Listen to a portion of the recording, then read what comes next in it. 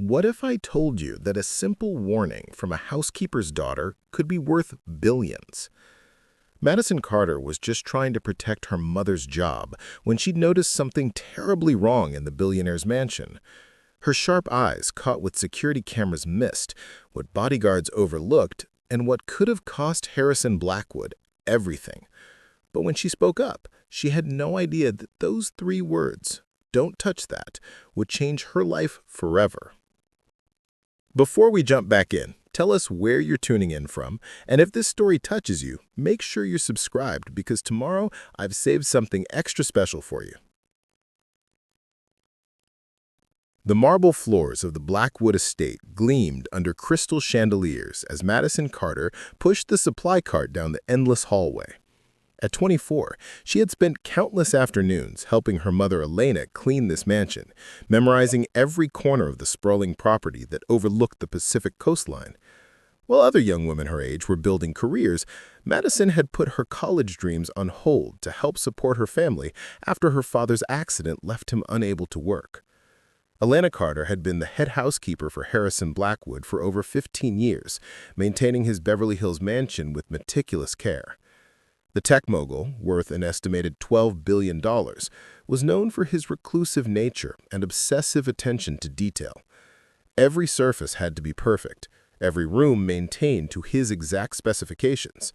Elena took pride in her work, and Madison had inherited that same dedication to excellence. That Tuesday afternoon started like any other. Harrison Blackwood was in his private study conducting video conferences with investors from Tokyo, while Madison and her mother worked on the third-floor guest quarters.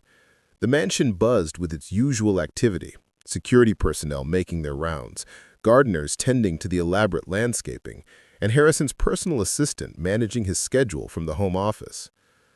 Madison was restocking the bathroom supplies in the East Wing when she heard her mother call out from the hallway. "Madison, could you take fresh towels to Mr. Blackwood's private study? He has important guests arriving in an hour." Elena's voice carried the familiar tone of someone who had managed this household for years, anticipating needs before they were expressed. Walking toward the study with an armful of Egyptian cotton towels, Madison noticed something that made her pause. The ornate wooden door to Harrison's private study was slightly ajar, which was unusual. Harrison Blackwood was famous for his privacy, never leaving his personal spaces accessible when he wasn't present. As she approached, she could hear his voice through the crack, speaking rapidly into his phone about quarterly projections and market volatility. But it wasn't the conversation that caught Madison's attention. It was the small device she glimpsed through the door gap. A sleek black object, no larger than a matchbook, attached to the underside of Harrison's mahogany desk. The device had a tiny red light blinking in a steady rhythm and thin wires that seemed to disappear into the desk's intricate woodwork. Madison's heart raced as she recognized what she was seeing. Her younger brother, Jake, worked in electronic repair, and she had spent countless hours in his workshop learning about various devices and components. That blinking pattern, the wire configuration, the placement, everything about it screamed danger. This wasn't office equipment or security hardware. This was something that didn't belong. The sound of footsteps approaching made Madison's pulse quicken. Harrison was ending his call, and she could hear him moving around the study. Without thinking, she knocked firmly on the doorframe and called out in a voice louder than necessary, "Mr. Blackwood, I have your fresh towels." "Come in," Harrison's voice replied, though he sounded slightly surprised by the interruption. Madison entered the study, her mind racing as she tried to figure out how to handle the situation. Harrison Blackwood stood behind his desk, a tall, distinguished man in his 50s with sharp gray eyes and an air of controlled intensity. His custom-tailored suit was immaculate, and his silver hair was perfectly styled despite the long day of meetings. Everything about him radiated wealth and power. "Just place them on the side table," Harrison said, gesturing absently while organizing papers on his desk. "I have investors arriving shortly, and I need everything perfect." Madison approached the side table, but instead of simply leaving the towels, she deliberately dropped one near Harrison's feet. As she bent to retrieve it, she got a clearer view of the device under his desk. Her worst suspicions were confirmed. The wiring, the positioning, the blinking pattern, all of it screamed danger. This was an explosive device, and from what she could see, it was sophisticated and recently placed. "Mr. Blackwood," Madison said, straightening up slowly, her voice steady despite her racing heart.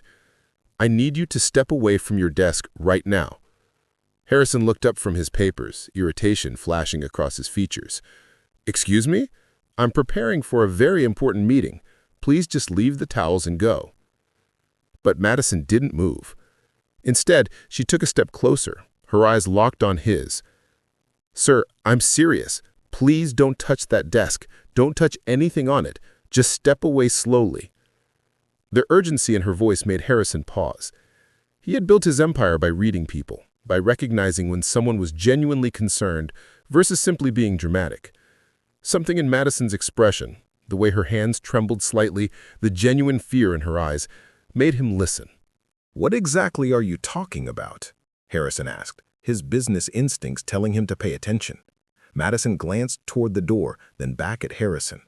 "There's a device under your desk. It has wires and a blinking light. I don't think it's supposed to be there." Harrison's face went pale. In his world of corporate takeovers and billion-dollar deals, he had made enemies. Competitors who would benefit from his disappearance, business partners who felt betrayed by his success, even foreign governments who saw his technology companies as threats to their interests. The idea of someone targeting him wasn't paranoid, it was pragmatic. "Show me," he said quietly, moving carefully around the desk. Madison pointed to the device, careful not to get too close. "There, underneath the edge, see the red light?" Harrison crouched down and saw exactly what Madison had spotted. His hands clenched into fists as he recognized the sophisticated nature of the device.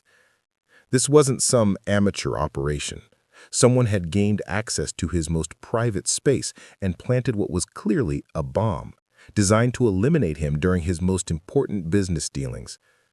"We need to evacuate immediately," Harrison said, his voice tight with controlled panic. "We need to call for a bomb disposal." As they ducked toward the door, Madison realized that her split-second decision to speak up had likely saved not just Harrison's life, but potentially the lives of the investors who would have been in that room within an hour. The device had been positioned perfectly to cause maximum damage when the room was full of people. Harrison was already on his phone with security, his voice sharp and commanding as he ordered a full evacuation of the mansion. "Clear the building now. Contact LAPD bomb squad. No one goes near the East Wing study until professionals handle this." Within minutes, the mansion was swarming with police officers, bomb disposal experts, and federal agents. Madison found herself being questioned by detectives while Harrison coordinated with law enforcement from the safety of his guest house across the property.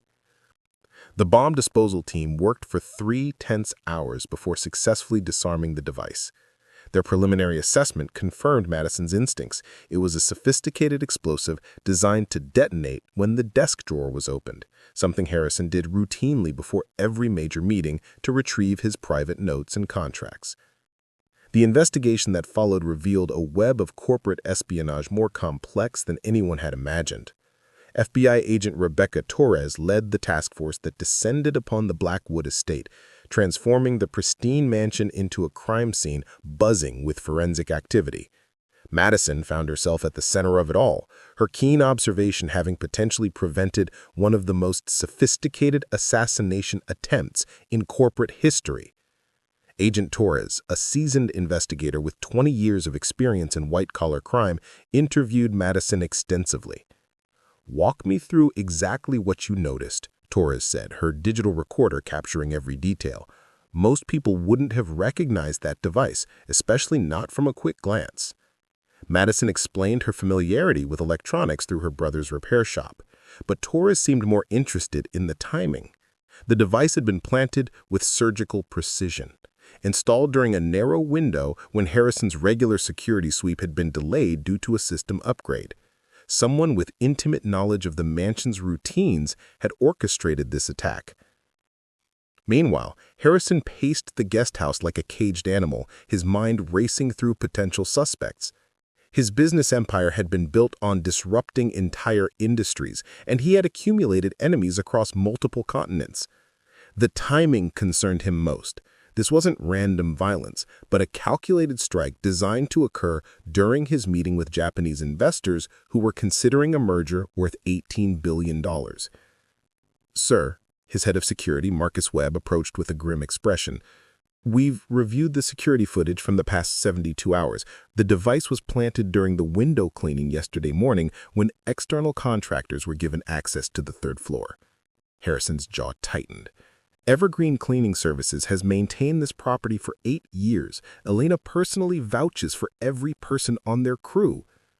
"That's what makes this particularly troubling," Webb continued. "The person who planted the device knew our security protocols, our staff schedules, and your personal habits. This was an inside operation." The revelation sent shockwaves through the household staff. Elena Carter had built her reputation on maintaining the highest security standards, personally screening every contractor and temporary worker. The idea that someone had used her cleaning operations as cover for an assassination attempt devastated her professionally and personally. Madison watched her mother's distress with growing concern. Elena had dedicated 15 years of her life to protecting Harrison's privacy and maintaining his sanctuary. Now that very dedication was being questioned by federal investigators who viewed everyone as potential accomplices. Agent Torres gathered the core household staff in the main living room, her sharp eyes studying each face as she spoke. "We're dealing with a sophisticated operation that requires detailed inside knowledge. Someone provided information about Mr. Blackwood's schedule, security procedures, and personal habits. That someone is likely in this room." Preparing and narrating this story took us a lot of time, so if you are enjoying it, subscribe to our channel. It means a lot to us. Now, back to the story. The accusation hung heavy in the air. Harrison's personal assistant, David Chen, shifted uncomfortably in his chair. The head gardener, Roberto Valdez, who had worked the grounds for 12 years, stared at his hands.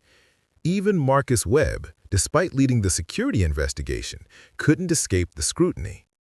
But Madison noticed something others missed. During the questioning, she observed David Chen's nervous habits, the way he kept checking his phone, how his hand trembled when signing his statement, and most importantly, how he seemed to know details about the bomb's placement that hadn't been publicly discussed. "Agent Torres," Madison spoke up during a break in the questioning, "could I speak with you privately?" Torres led Madison to the library, away from the other staff members. "What did you want to discuss?" "I think you should look more closely at David Chen's financial records. During the questioning, he mentioned that the device was positioned to trigger when the desk drawer opened, but I don't remember anyone sharing that specific detail with the staff." Torres's eyebrows raised slightly. "You're right.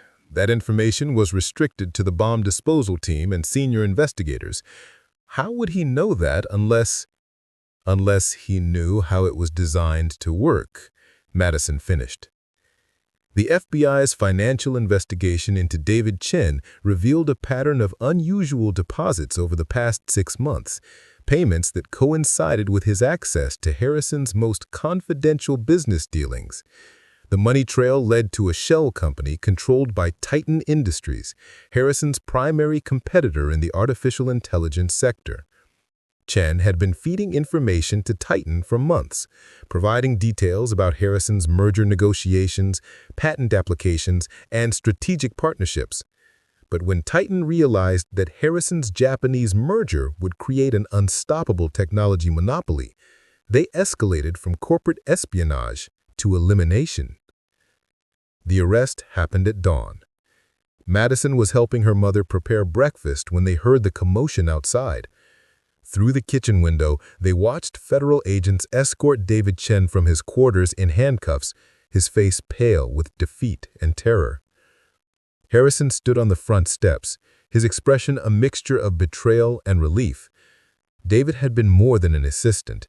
He had been trusted with the most intimate details of Harrison's business and personal life. The betrayal cut deep, but the resolution brought a sense of closure that had been missing since the bomb's discovery. Agent Torres briefed Harrison on the full scope of the conspiracy. Titan Industries orchestrated this entire operation. They knew your merger with Nakamura Technologies would essentially corner the global AI market. Chen provided you with your security protocols, daily routines, and meeting schedules. The plan was to eliminate you during the investor meeting, making it appear like a targeted attack by anti-technology extremists. Harrison listened with the calm intensity that had made him successful in business, but when Torres finished, his attention turned to Madison Carter, who was standing quietly beside her mother near the kitchen entrance. "You saved my life," Harrison said simply. "But more than that, you prevented a conspiracy that would have destabilized the entire technology sector." Madison shook her head modestly. "I just noticed something that seemed wrong. Anyone would have done the same thing." "No," Harrison replied firmly. "Most people would have minded their own business, or assumed someone else would handle it, or convinced themselves they were imagining things. You acted on your instincts, despite having no obligation to do so." Alana Carter watched this exchange with growing pride in her daughter, but also with concern about what it might mean for their family's future. They had always lived quietly, earning honest wages for honest work. This level of attention from someone as powerful as Harrison Blackwood was unprecedented. Agent Torres concluded her investigation with arrests extending beyond David Chen. 3 Titan Industries executives were charged with conspiracy to commit murder, and the company faced federal racketeering charges that would ultimately destroy their business. The sophisticated network that had seemed so threatening was systematically dismantled by federal prosecutors.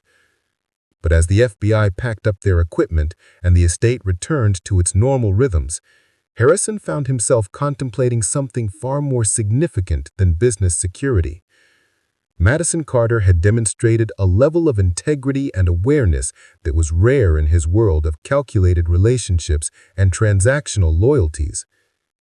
That evening, as the sunset painted the Pacific in brilliant oranges and purples, Harrison requested a private meeting with Madison and her mother. They met in the mansion's conservatory, surrounded by exotic plants and the gentle sound of water features. "I've been thinking about what happened," Harrison began, his usual business demeanor replaced by something more personal. "Madison, your actions saved not just my life, but potentially dozens of lives. The investigators believe that device would have killed everyone in that room." Madison listened quietly, still processing the magnitude of what had unfolded. Elena squeezed her daughter's hand, sensing that this conversation would somehow change their lives forever. "I want to offer you something," Harrison continued. "But before I do, I need you to understand that this isn't charity or gratitude payments. This is recognition of character that I rarely encounter in my world." The weight of his words settled over the conservatory as Harrison prepared to make an offer that would transform Madison's future in ways she couldn't yet imagine.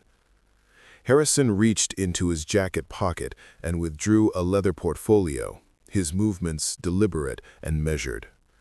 "Madison, I've spent my entire career evaluating people, their potential, their integrity, their ability to see what others miss. What you demonstrated goes beyond quick thinking or good instincts." Madison felt her mother's hand tightened around hers as Harrison opened the portfolio. Inside were legal documents, their formal language visible even from across the small table where they sat among the conservatory's blooming orchids. "I'm establishing a new division within Blackwood Industries, security consulting and threat assessment for high-profile individuals and corporations. I want you to head this division." Elena gasped softly, but Madison remained silent, trying to process what she was hearing. A division head position at Blackwood Industries would catapult her from helping with housekeeping duties to managing a multi-million-dollar operation. "Mr. Blackwood, I appreciate this more than I can express, but I don't have business experience or formal security training. I just noticed something that seemed wrong." Harrison leaned forward, his gray eyes intense with conviction. That's exactly why you're perfect for this role. Formal security training teaches people to look for expected threats. You saw something that trained professionals missed because you weren't constrained by conventional thinking. He pulled out additional documents from the portfolio. This wouldn't be a charity or a token position.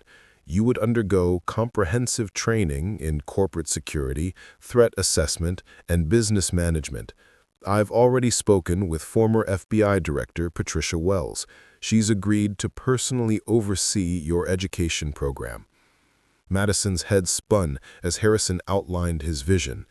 The new division would serve Fortune 500 companies, foreign dignitaries, and wealthy individuals who needed security services beyond traditional bodyguards and alarm systems. They would focus on identifying unconventional threats and vulnerabilities that standard security firms overlooked.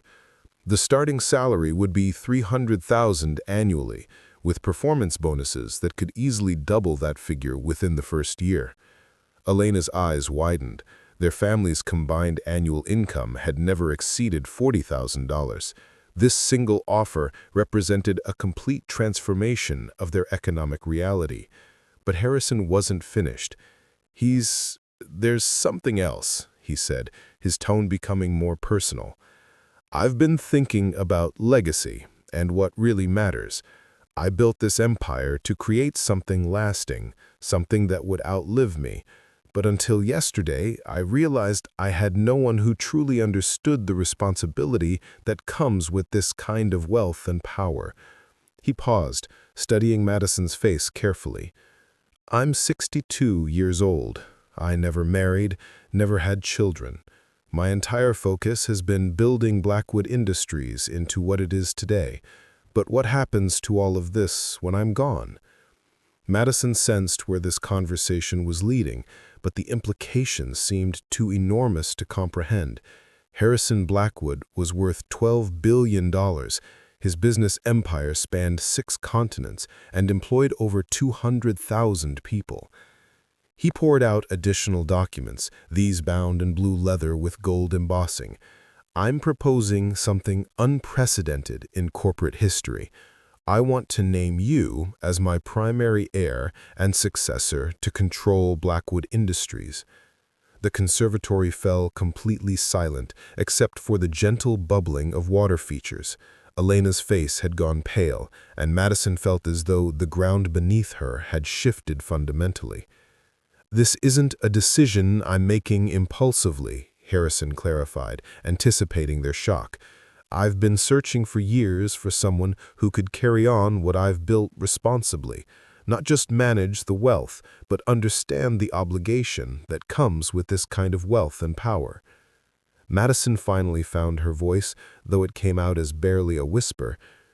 Mr. Blackwood, I can't possibly accept something like this. It's too much, too overwhelming. It would be overwhelming if I expected you to take control tomorrow, he replied with a slight smile. But I'm talking about a 10-year transition process.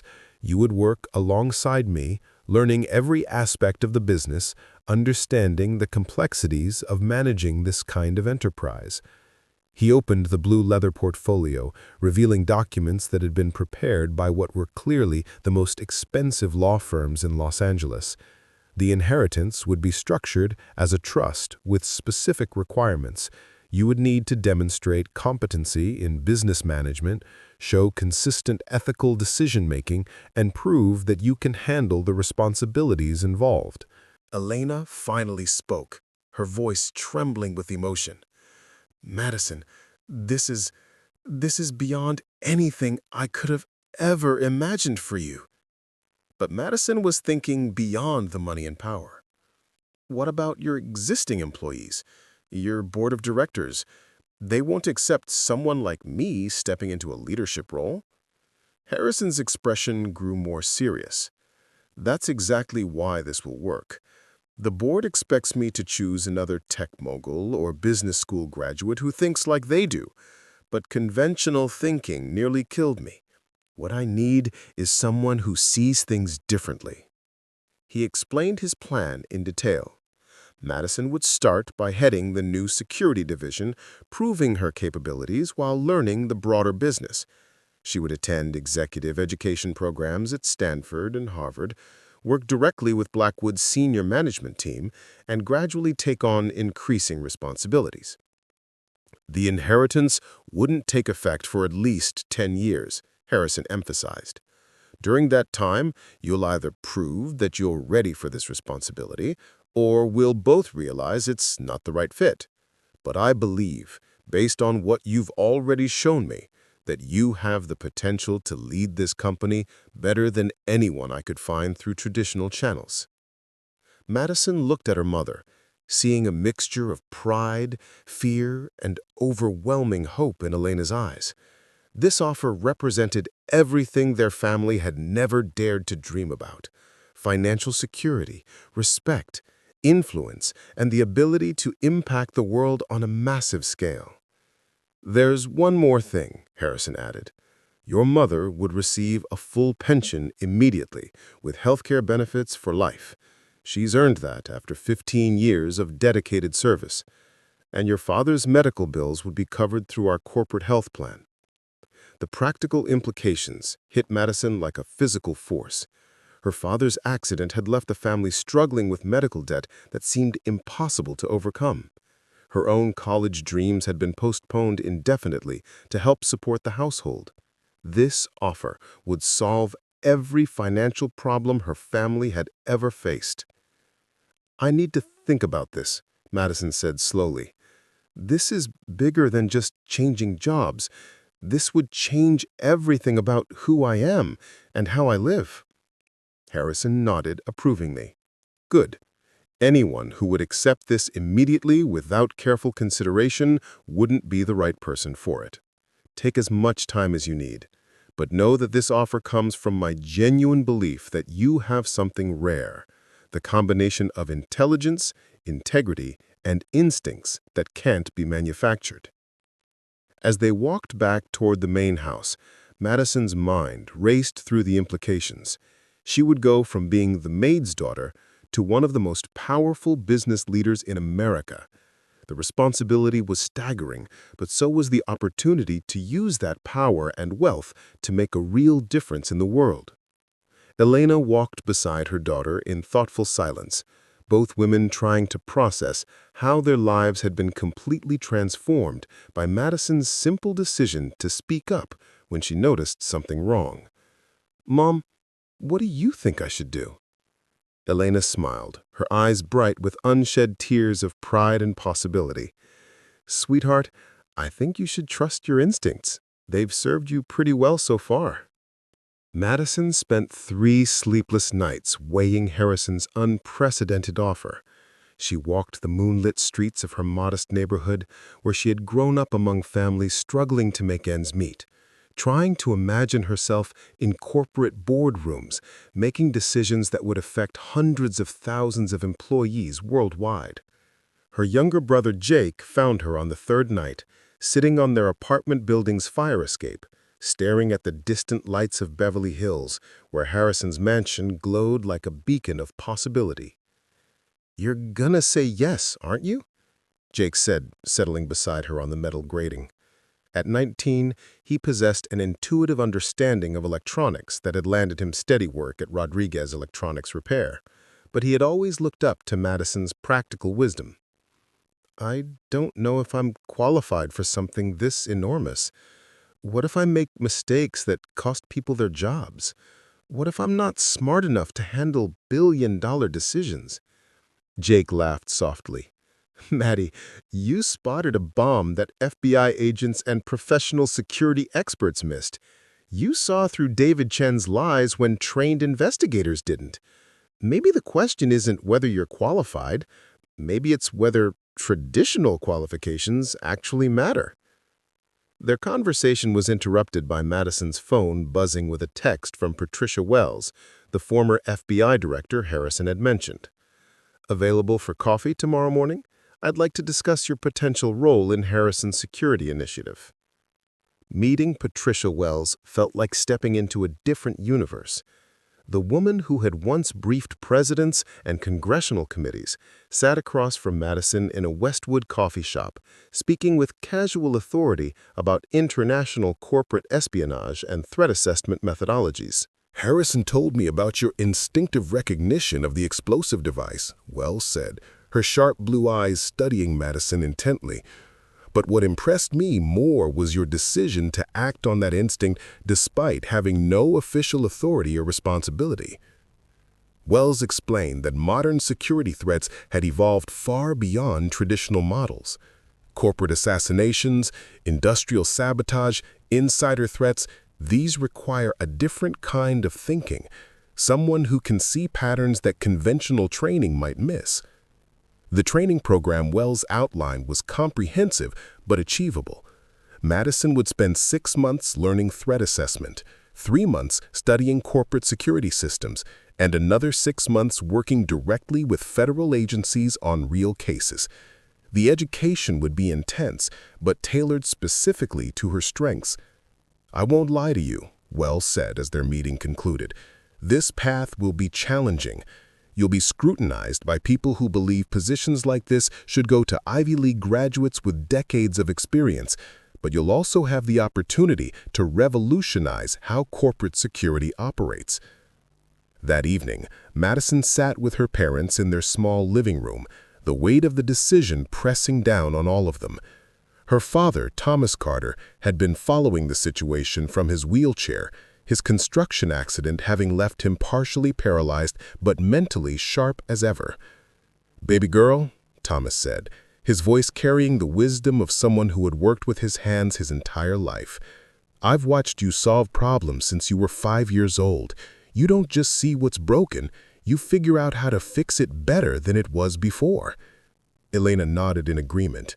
"Remember when you were 12 and noticed that the school's fire alarm system had a blind spot near the library? You drew diagrams and presented them to the principal because you were worried about student safety." Madison smiled at the memory. Even then, she had possessed an instinctive ability to identify vulnerabilities that others overlooked. Perhaps Harrison's offer wasn't as random as it seemed. The next morning, Madison called Harrison with her decision. "I'll accept the position heading your security division," she said, her voice steady with newfound confidence, "and I want to learn everything I can about running Blackwood Industries." Harrison's relief was audible through the phone. "I was hoping you'd see this as the opportunity it really is. Patricia Wells is expecting your call. She'll coordinate your training schedule starting next week." The transition began immediately.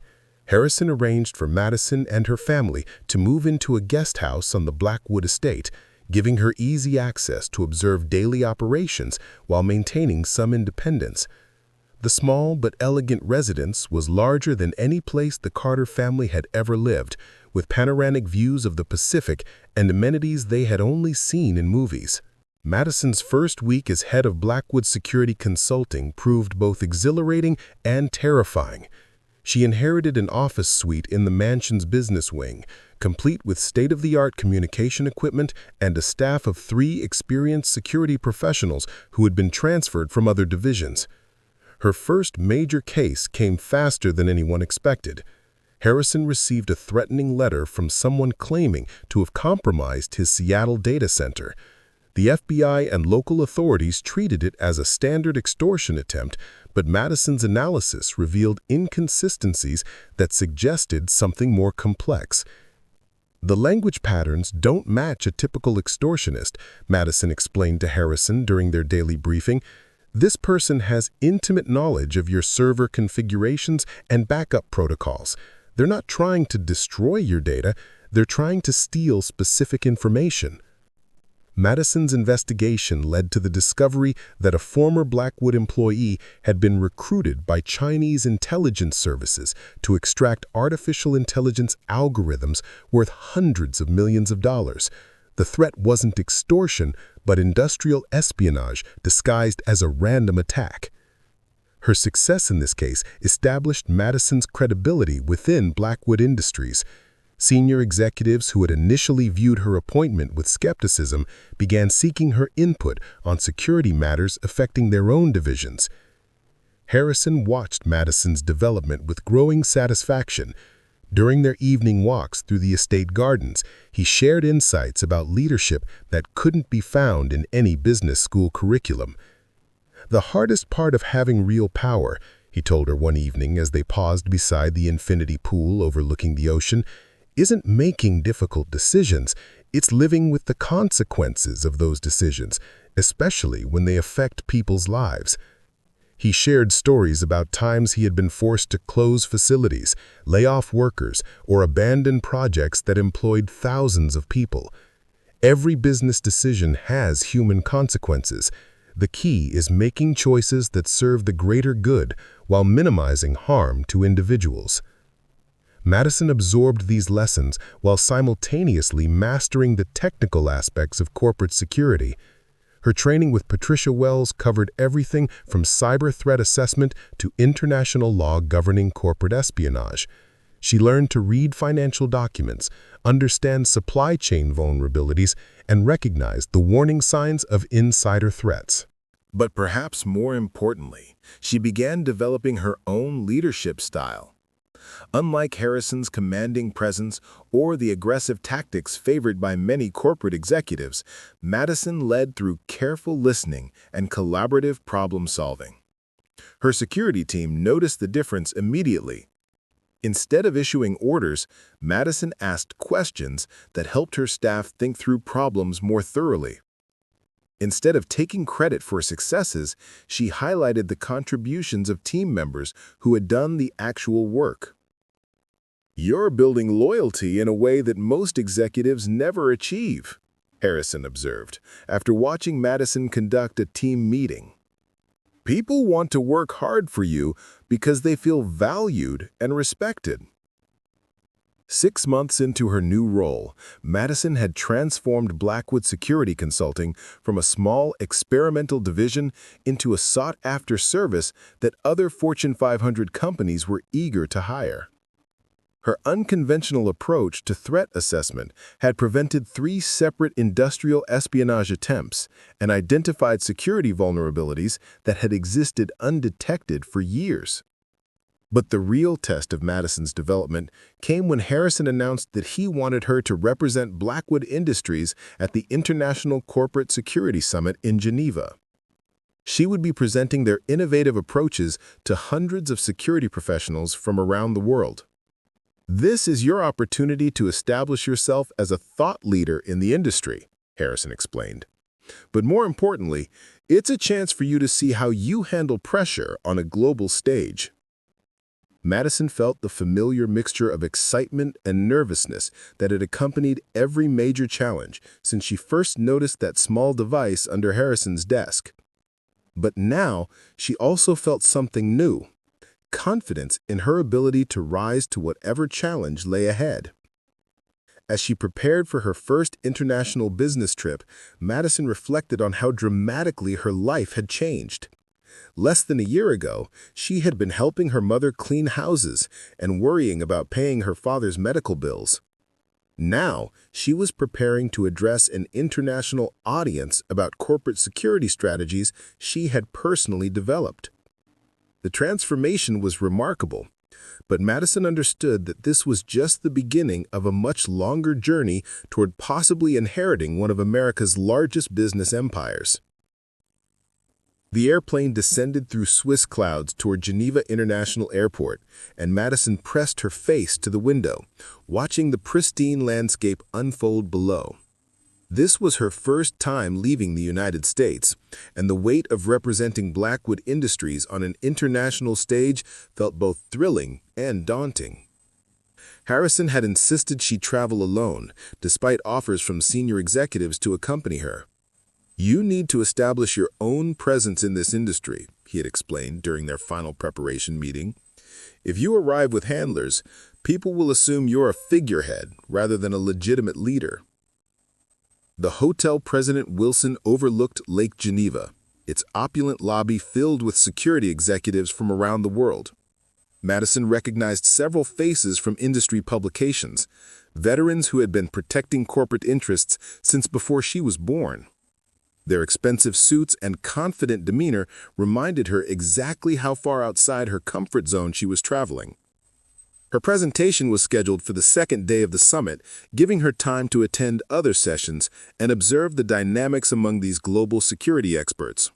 She quickly realized that most presentations followed predictable patterns: statistical analyses, case studies of past successes, and sales pitches for established methodologies. Dr. Klaus Brenner, head of security for Germany's largest manufacturing conglomerate, delivered a particularly impressive presentation on cyber threat assessment. His decades of experience were evident in every slide, every statistic, every confident assertion about best practices in corporate protection. After his presentation, Dr. Brenner approached Madison during the coffee break. "You are representing Blackwood Industries, correct? I've heard interesting rumors about your unconventional background." Madison sensed this wasn't entirely friendly curiosity. "I'm here to share some approaches we've developed that have proven effective in preventing insider threats and industrial espionage." "Ah, yes," Dr. Brenner smiled condescendingly. "I understand you discovered a bomb through lucky observation. Very dramatic, I'm sure, but hardly a qualification for advising multinational corporations on security strategy." Several other executives had gathered around their conversation, clearly interested in this verbal sparring match. Madison realized this was her first real test of how she would handle professional challenges to her credibility. "You're absolutely right that dramatic discoveries don't qualify someone for strategic advising," Madison replied calmly. "But pattern recognition, systematic vulnerability assessment, and the ability to think beyond conventional threat models do qualify someone. Those skills just so happen to have manifested dramatically in that particular situation." Dr. Brenner's eyebrows raised slightly, perhaps surprised by her measured response. "And you believe these skills are more valuable than decades of professional experience?" "I believe they're complementary to professional experience," Madison answered. "Some threats require traditional expertise to identify and counter. Others require fresh perspectives that haven't been constrained by conventional assumptions." The group around them had grown larger, with security executives from Japan, Brazil, and several European companies listening intently. Madison realized she was inadvertently conducting a preview of her presentation in this impromptu debate. "Perhaps you could provide an example of these unconventional insights," Dr. Brenner pressed, clearly expecting her to stumble. Madison thought quickly. "How many of your companies conduct security assessments by having your teams try to think like attackers?" Several executives nodded, indicating this was standard practice. "But how many assess vulnerabilities by having your teams think like employees who aren't trying to cause harm but might accidentally create opportunities for others to exploit?" The nodding stopped. Madison continued. "Most insider threats aren't malicious employees deliberately sabotaging their companies. They're ordinary people whose normal work habits, combined with inadequate training or poorly designed systems, create openings that hostile actors can exploit." She had their attention now. "We've prevented 3 separate industrial espionage attempts by identifying these accidental vulnerabilities, situations where well-meaning employees were unknowingly making sensitive information accessible to competitors." Dr. Brenner's skeptical expression had shifted to genuine interest. "Can you provide specifics without compromising client confidentiality?" Madison spent the next 20 minutes outlining case studies where Blackwood Security Consulting had identified threats that traditional assessments had missed. Her examples were detailed enough to demonstrate expertise while remaining general enough to protect sensitive information. By the time the coffee break ended, Madison found herself surrounded by executives requesting her business card and asking about Blackwood's consulting availability. Dr. Klaus Brenner himself seemed genuinely impressed, though he maintained his professional reserve. That evening, Madison called Harrison from her hotel room, her excitement evident despite her exhaustion. "I think I held my own today, but tomorrow's presentation will be the real test." "How are you feeling about it?" Harrison asked. "Nervous, but ready," Madison admitted. "I keep reminding myself that I'm not here to prove I belong. I'm here to share something valuable that can help protect other companies." The next morning, Madison arrived at the conference center early to test her presentation equipment and review her notes one final time. Her topic was Unconventional Vulnerability Assessment, Identifying Threats Through Fresh Perspective Analysis. The auditorium filled with over 300 security professionals, their collective experience representing thousands of years in corporate protection. Madison took the stage feeling the familiar mixture of nervousness and determination that had become her signature response to challenging situations. Last year, insider threats cost global corporations over $40 billion in stolen intellectual property, sabotaged operations, and compromised security systems. Most of these threats were identified only after significant damage had already occurred. She clicked to her first slide, showing statistics that captured the audience's attention immediately. But what if I told you that many of these threats could have been prevented not by more sophisticated surveillance or stricter employee monitoring, but by asking different questions during routine security assessments? Madison walked the audience through 3 detailed case studies, each demonstrating how unconventional thinking had revealed vulnerabilities that traditional methods had missed. She explained her methodology for vulnerability mapping through behavioral analysis, examining how normal employee activities might inadvertently create opportunities for hostile exploitation. The presentation that had worried her most became her greatest triumph. The audience asked sophisticated questions that allowed Madison to demonstrate the depth of her understanding. Several executives requested immediate consultations for their own companies. But the real validation came during the closing reception when Dr. Klaus Brenner approached her with a formal offer. "Ms. Carter, I would like to propose a joint venture between our organizations. Your fresh perspective, combined with our established European networks, could create something quite powerful." Similar offers came from executives representing companies in Asia, South America, and Australia.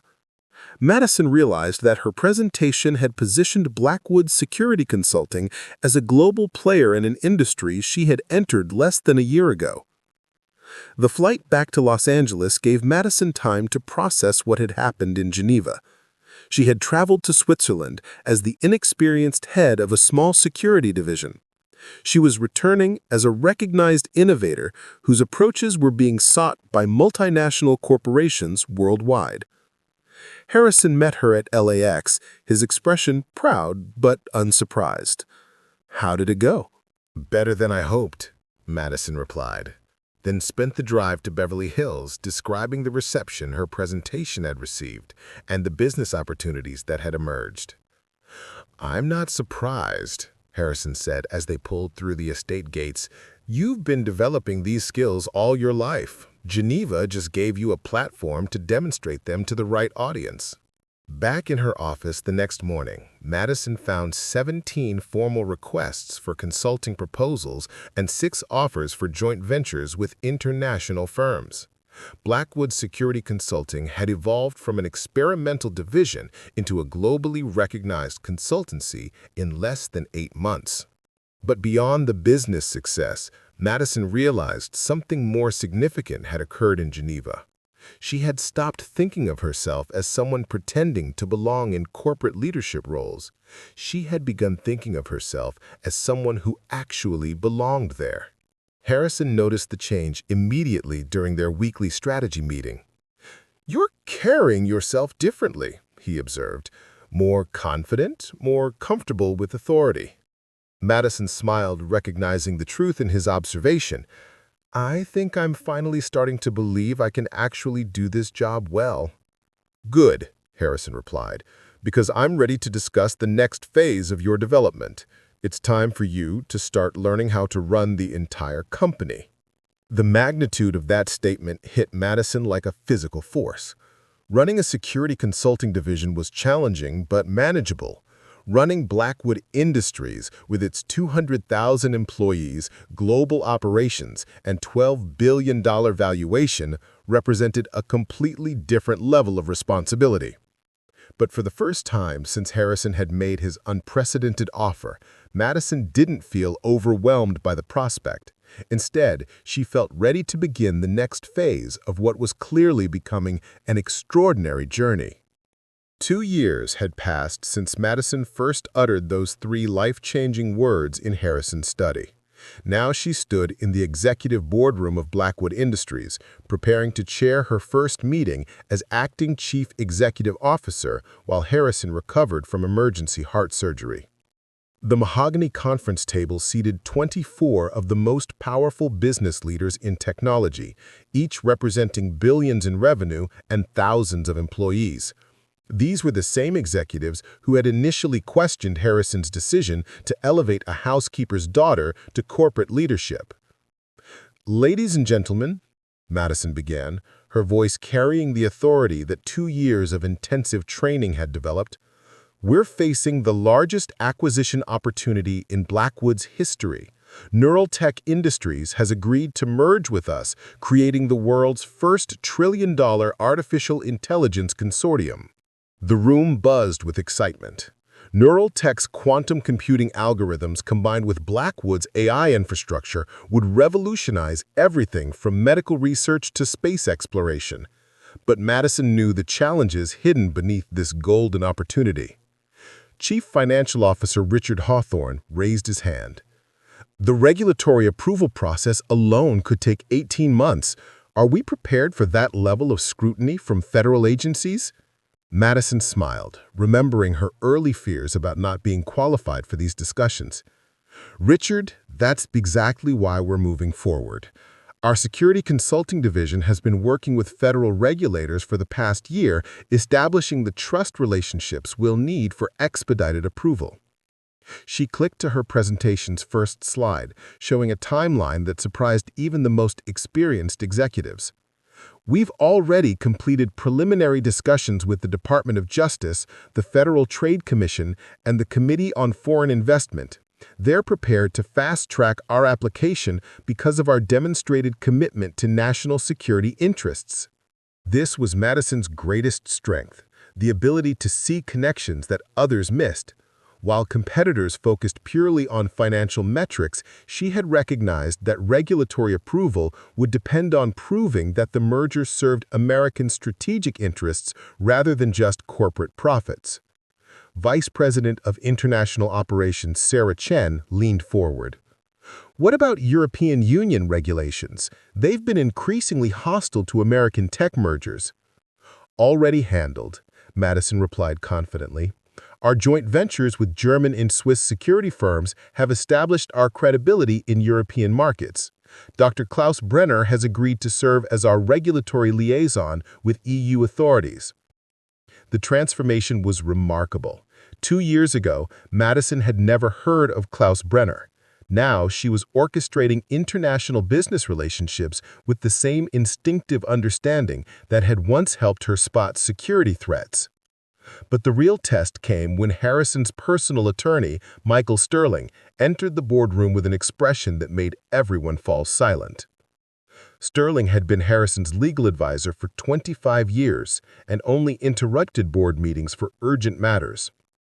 "I apologize for the interruption," he said, his voice heavy with emotion.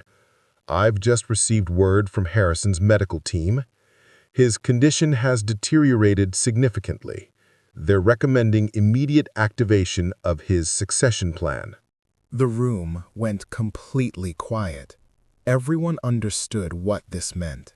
Harrison had been grooming Madison as his successor, but they had all assumed this transition would happen gradually over several more years.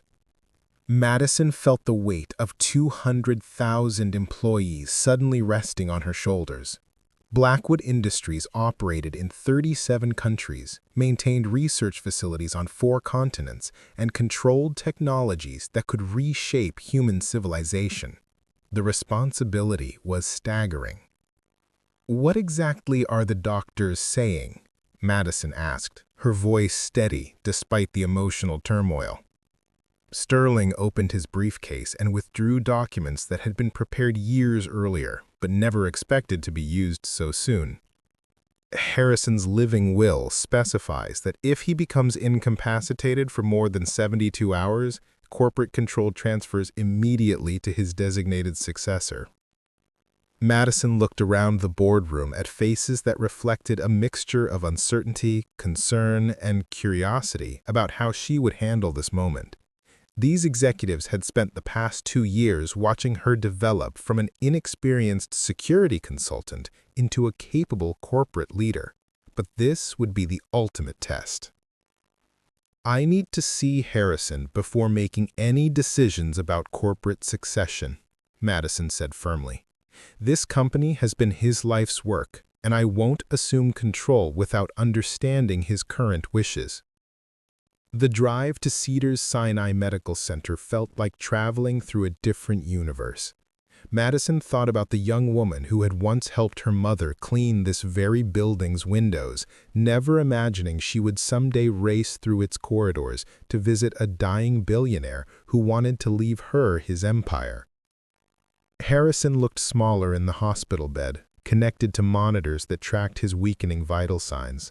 But his gray eyes remained sharp and focused when Madison entered his private room. "I hear you've been handling the board meetings," Harrison said, his voice weak but determined. "How did the Neuraltech presentation go?" "Everyone's excited about the merger," Madison replied, pulling a chair close to his bed. "But Harrison, the doctors are saying—" "I know what they're saying. That's why I need to tell you something important. The succession documents Sterling showed you today aren't complete." Madison's eyebrows raised in surprise. "What do you mean?" Harrison reached for a sealed envelope on his bedside table. "This contains the real inheritance structure I've been planning. It's more comprehensive than anything the board knows about." With trembling hands, Harrison opened the envelope and withdrew documents that made Madison's breath catch. The inheritance wasn't just Blackwood Industries. It included his personal investments, real estate holdings, art collections, and charitable foundations. The total value exceeded $20 billion. "But there's a condition," Harrison continued, his voice growing stronger with determination. "You must promise to use this wealth responsibly, not just to grow the company, but to solve problems that governments and traditional institutions can't address." Madison stared at the documents, trying to comprehend what they represented. "Harrison, this is beyond anything we ever discussed. I'm not sure I'm ready for this level of responsibility." "You're as ready as anyone could be. I've watched you grow from someone who spotted a security threat to someone who can orchestrate international business relationships. But more importantly, I've watched you maintain your integrity throughout that growth." He explained his vision for how the inherited wealth should be used, funding breakthrough medical research, supporting educational initiatives in underserved communities, and developing technologies that could address climate change and global poverty. The business empire would continue generating profits, but those profits would fuel solutions to humanity's greatest challenges. "This is why I chose you," Harrison said, his eyes bright with conviction despite his physical weakness. "Not because you wanted this wealth, but because you understand that it comes with obligations larger than personal gain." Madison signed the succession documents that evening, officially becoming the youngest person ever to control a fortune of this magnitude. But as she returned to the Blackwood estate, she realized that the real transformation had happened gradually over the past 2 years. She was no longer the young woman who had once worried about her father's medical bills. She had become someone capable of making decisions that would affect millions of lives around the world. The journey from noticing a suspicious device under a desk to controlling a $20 billion empire seemed impossible, but every step had built naturally upon the last. 6 months later, Harrison passed peacefully in his sleep, knowing that his life's work would continue under leadership he trusted completely. Madison stood at his memorial service, surrounded by world leaders, tech innovators, and thousands of Blackwood employees whose lives had been touched by his vision.